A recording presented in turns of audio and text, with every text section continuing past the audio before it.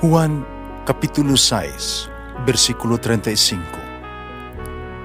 Si Jesus miingon kanila, "Ako mao ang pan nga naghatag sa kinabuhi. Ang muari kanako dili nagayod gutomon, ug ang mutuo kanako dili nagayod uhawon." Ang mga puno Pan sa kinabuhi. maglikon unta sa mong pagtuo ug gagaka kami sa pagtuman sa imong mahal nga kasuguan. Ang Ginoo manaakan ninyo. Santo sa Ebanghelyo sumala ni San Marcos. Sa paggabi ni adtong adlaw, giingnan ni Jesus ang iyang mga tinun-an. Manabuk kita sa lanaw. Busag gibiyaan nila ang panon sa katawhan o ang mga tinun-an misakay sa sakayan.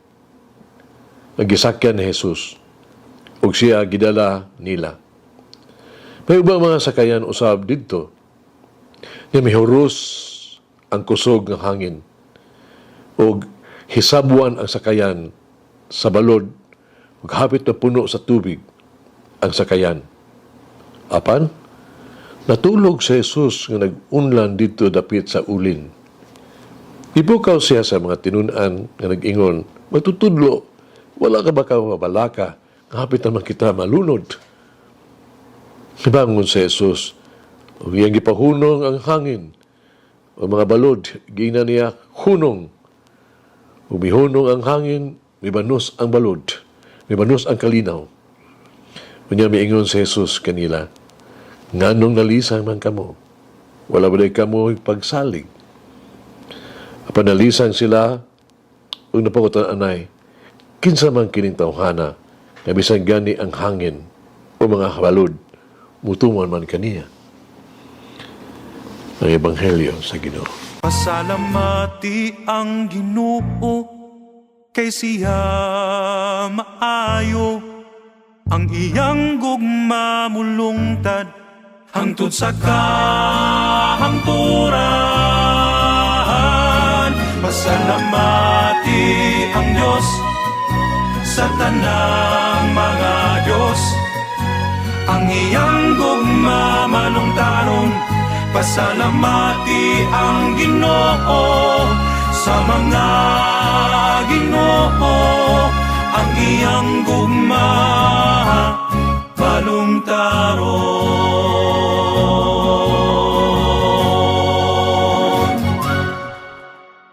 Wala ka ba'y pagtuo?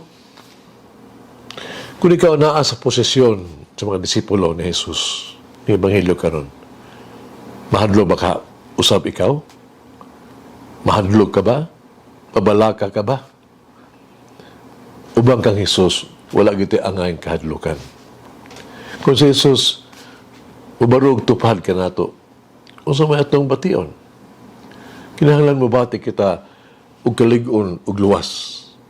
Kinahanglan mo bati kita nga malinawon og gipanlipdan pag-ayo. Secure. Kinahanglan natong isipon ang ato ang kaugalingon nga bulahan. Busa walay rason nga mabalaka o mahadlok.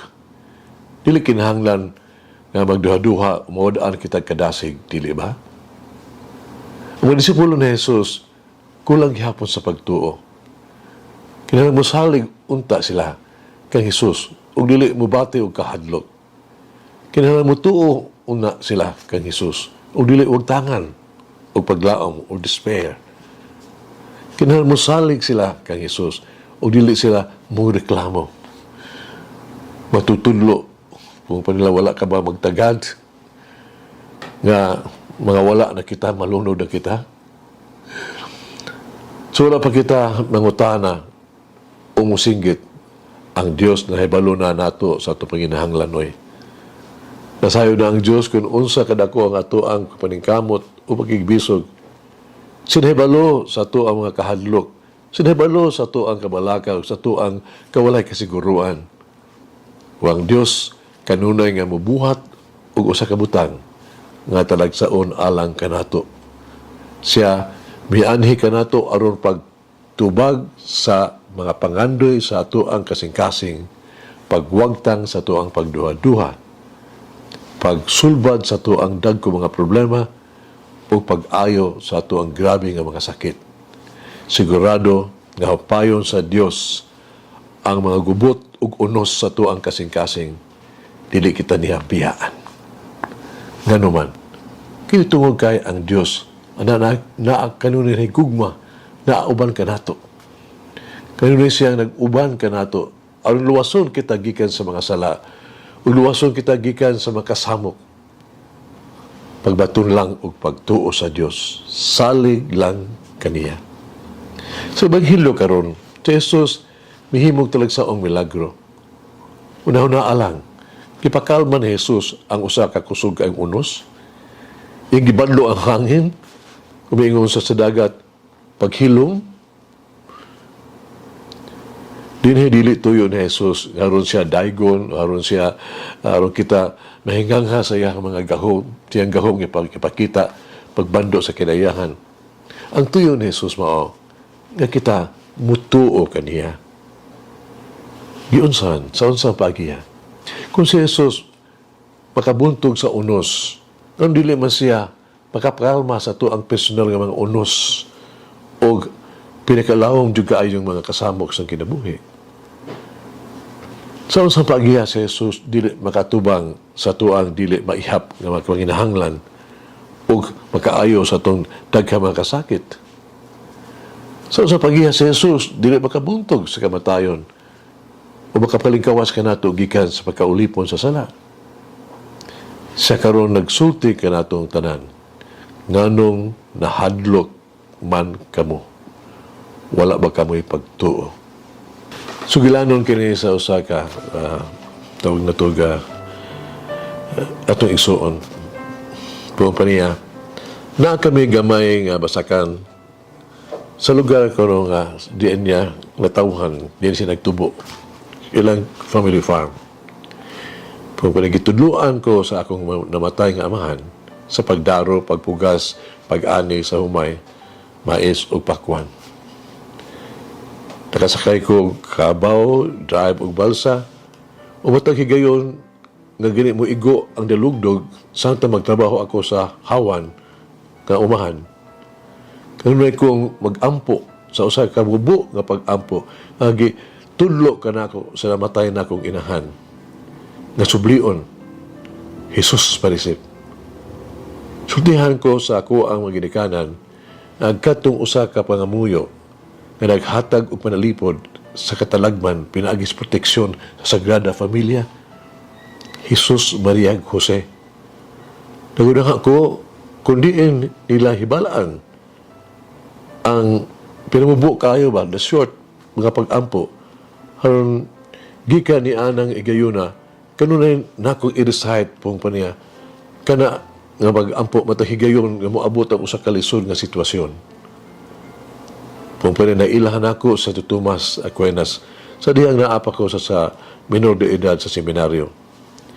Sulod sa tunga ka oras nga espirituhano pagbasa kuma sa Santos nga Rosario, kanunay kong gipili ang pagbasa sa mga sinulat. No? Letro mahitungod kang St. Thomas Aquinas. Nibaloan ako nga anaa si batasan di ay sa paghimog timaan sa krus panahon sa mga bagyo o kanunay siyang moingon Jesus Maria Josep. Kinagpahinumdum kanako sa pangamuyo ang itudlo sa akong magilikanan kanako. So diyan nagtrabaho pa ako sa sa balay ug sa ako ang naghimong dubleng inspirasyon sa paglitok ni ining pag-ampo nga Jesus Maria Jose kanunay. Hagit sa kinabuhi. Hinundumi nga si Jesus nagsulti usab ka nato karon nang nalisan ka. Wala ka ba'y pagtuo? Mag-ampo kita. Among Ginoong Jesus, among tinuod nga higala, ug mangluluwas. Palihog pasilo ako sa ako ang mga pagduha-duha, akong walay pulos nga pangutana. Sa ako ang pagkawalay pagsalig, himo ako nga lig-on nga makanunayon ug putli ako ang pagtuo. Himo ako nga Ligon sa ko ang katoliko nga pagtuo. Ipahinungod sa pagtuban ni ini. O determinado sa pagsunod sa imo nga mga tunog. Uban sa imong panagaliaon nga grasya, Ginoong Hesus, nga akong maluluwas, ayaw ko itugot nga magduha-duha. Ayaw ko pasagdi. Ayaw ko tuguti nga matumba o maluya. Pero na unta ika mag-uban ka nako, pabilin ka nako. O gikan sa mga unos sa kinabuhi, panalipli ako kanina sa imuhang gahong presensya. Amen. Now, Mary, teach me to trust in Jesus when faced with storms of sins. Langan ng Diyos magagahong sa tanan, Amahan, Anak, Espiritu Santo. Amen. May the Lord of the divine mercy bless us all, heal us from all diseases and suffering. Ayun unta niya kita, tanang mga sakit na sa lawas o sa kalag, body and soul. In the name of the Father, the Son, and of the Holy Spirit. Jesus, I trust in you. Amen.